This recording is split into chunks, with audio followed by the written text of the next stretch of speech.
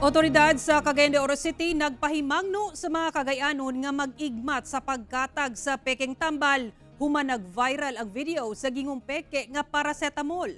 Hinungdunan na stock sa mong tambal sa syudad, apan limitado ang pagbaligya niini. Ang detalye sa report ni James Paulo Yap.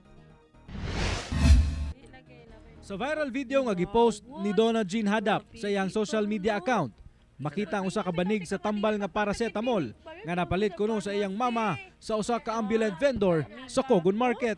Yung ginukon sa man dili man ni tambal.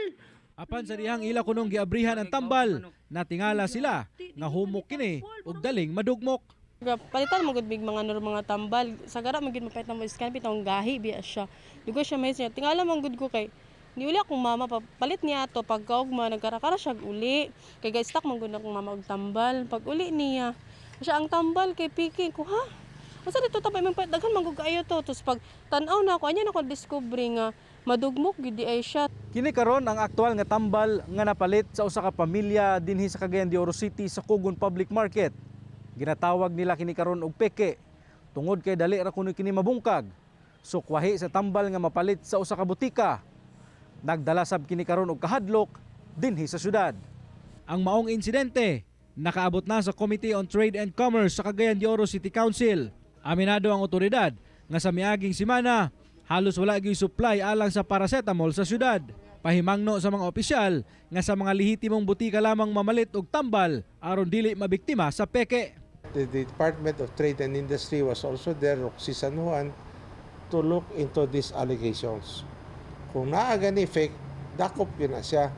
Kaya di na tiyaw kay tambal na sa kinabuhis tao is no laughing matter. Gipatawag gilayon sa maong komitiba ang mga pharmacy ug pharmaceutical companies. Mipasalig kini nga aduna nay igong supply sa maong mga tambal karong nangabot na usab ang ilang mga stocks. Sa pagsuta sa GMA Regional TV1 Mindanao sa pipila ka mga butika sa syudad, aduna na kini stocks apan limitado lamang ang ilahang pagbaligya.